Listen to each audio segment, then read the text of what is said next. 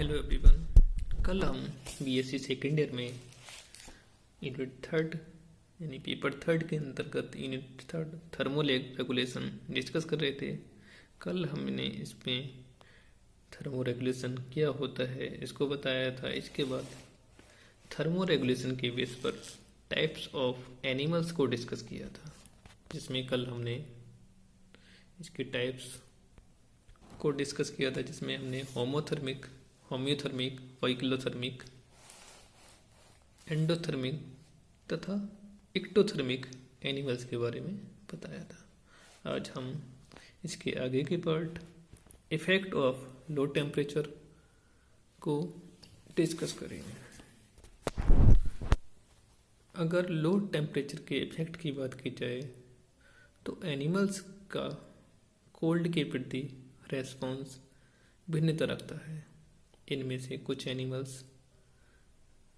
जब ठंड पड़ती है तो माइग्रेट कर जाते हैं, तथा जो एनिमल्स इन कंडीशन में रहते हैं वह अपने आप को कोल्ड के अनुसार मोल्ड कर लेते हैं। मतलब इसका कारण है, जो एनिमल्स यानी कोल्ड जब होती है, सर्दी जब होती है, तब उस समय या तो गर्म वाले क्षेत्र में पहुंच जाते हैं मूव करके, लेकिन जो मूव नहीं कर पाते हैं वह अपने आप को उस टेम्परेचर के अकॉर्डिंग रेगुलेट कर देते हैं, मॉडिफाई कर लेते हैं अपनी बॉडी को।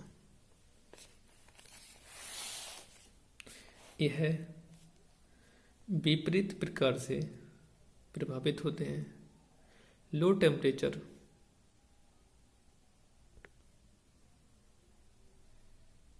मेटाबॉलिक रिएक्शन को कम कर देता है। इसके अलावा यह एक्स्ट्रा सेलुलर फ्लूइड्स में आइस जमा देता है, जिससे वाटर सेल से ऑस्मोसिस द्वारा बाहर आ जाता है और सेल्स में साल्ट की कंसंट्रेशन हाई हो जाती है, जिसकी वजह से सेल डेड हो जाती है, मतलब सेल की मृत्यु हो जाती है और एनिमल्स की भी मृत्यु का कारण बन जाता है। लो टेम्परेचर की कंडीशन का सामना करने हेतु फिनोमिनन ऑफ एंटी फ्रीजिंग अथवा बर्फ ना जमने वाला पदार्थ बॉडी मैटर में प्रेजेंट रहता है। यह परासरणीय मात्रा ऑस्मोटिक कंटेंट्स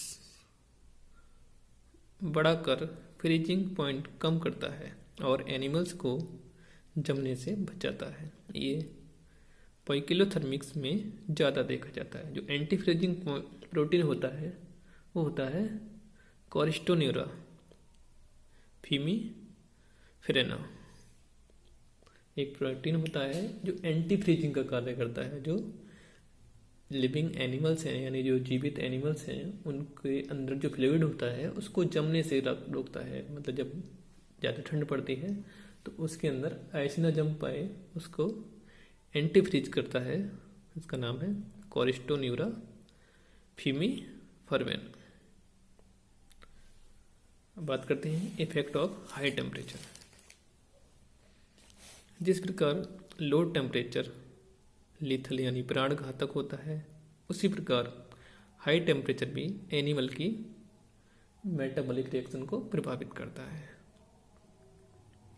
एक्वाटिक एनिमल्स की अपेक्षा टेरेस्ट्रियल तथा एरियल एनिमल पर हाई टेम्परेचर का अधिक प्रभाव पड़ता है। मतलब जो जलीय जीव हैं उन पर हाई टेम्परेचर का नॉर्मली इफेक्ट देखा जाता है, लेकिन जो टेरेस्ट्रियल हैं यानी जो स्थलीय हैं तथा जो आकाश में उड़ने वाले हैं यानी वायुवीय हैं, उनमें ज़्यादा इफेक्ट देखा गया है। एक निश्चित टेम्परेचर के बाद यदि टेम्परेचर बढ़ता है तो बॉडी की मेटाबॉलिक क्रियाएं रुक जाती हैं और अंत में एनिमल की डेथ हो जाती है। जीवों की फॉर्मेशन करने वाला साइटोप्लाज्म, जिसमें प्रोटीन तथा एंजाइम होते हैं, वह कोगुलेट हो जाता है। मतलब तो कोगुलेट का मतलब उसमें की कंसंट्रेशन जो है वो हाई हो जाती है तथा हाई टेम्परेचर पर नष्ट हो जाता है और बॉडी की क्रियाएं प्रभावित होती हैं और ऑर्गेन की डेथ हो जाती है। अब बात करते हैं mechanism of heat regulation in poikilotherms. मतलब पाइकोथर्मिक्स जो एनिमल्स हैं उनमें हीट रेगुलेशन की क्या क्रियाविधि होगी, क्या मैकेनिज्म होगी। पाइकोथर्मिक एनिमल्स का बॉडी टेम्परेचर एनवायरमेंटल टेम्परेचर के अकॉर्डिंग चेंज होता रहता है। तो जैसे जैसे एनवायरमेंटल का टेम्परेचर चेंज होगा वैसे वैसे इनकी बॉडी का टेम्परेचर भी परिवर्तित होता रहता है और यह ऐसे कंट्रोल नहीं रख पाते क्योंकि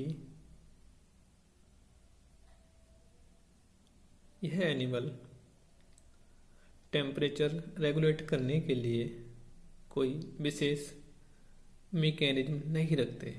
इन एनिमल्स में टेम्परेचर का रेगुलेशन काफ़ी लो टेम्परेचर पर देखा गया है जो कि बिहेवियरल तथा मेटाबॉलिक रिएक्शन के फलस्वरूप होता है। जैसे बहुत से रेप्टाइल्स सनलाइट में यानी जब सूर्य का प्रकाश होता है तब बाहर आ जाते हैं और सन रेज को एब्जॉर्ब करके एनर्जी उत्पन्न करते हैं। इससे उनकी बॉडी का टेम्परेचर लगभग 20 डिग्री सेल्सियस तक बढ़ जाता है। कुछ इंसेक्ट जैसे honey bee fluttering of wing यानी अपने पंख को फड़फड़ाकर उड़ने के लिए मसल्स का टेम्परेचर बढ़ाते हैं ताकि उड़ सके। यह 10 से 12 डिग्री सेल्सियस तक टेम्परेचर बढ़ा देते हैं तथा पोलाइट्स जिसको सोशल इंसेक्ट्स बोलते हैं गर्मियों में अपने विंग्स फैलाकर कूलिंग इफेक्ट शो करते हैं और ज़्यादा गर्म होने पर यह अपने हाइव में वाटर डालते हैं ताकि इवापोरेशन द्वारा कूलिंग बनी रहे। उपरोक्त एग्जाम्पल से स्पष्ट होता है कि पाइकोथर्मिक एनिमल थर्मो रेगुलेशन मैकेनिज्म की एब्सेंस में भी हॉट तथा कोल्ड कंडीशन के अनुरूप ढालने के लिए फॉलोइंग मेथड्स अपनाते हैं। अब बात करते हैं थर्मो रेगुलेशन इन होम्योथर्मिक। अगर होम्योथर्मिक की बात की जाए तो होम्योथर्मिक एनिमल्स अपनी बॉडी टेम्परेचर कांस्टेंट बनाए रहते हैं। यह एनिमल एनवायरमेंटल टेम्परेचर के अनुरूप अपने आप को अनुकूलित कर लेते हैं। इनमें थर्मो रेगुलेशन की निम्न विधियां पाई जाती हैं। जैसे विंटर में यानी सर्दियों में बॉडी से ऊष्मा की हानि होती है। तो जब सर्दियां बढ़ती हैं तो जो हमारा बॉडी टेम्परेचर है वो कम होने लगता है।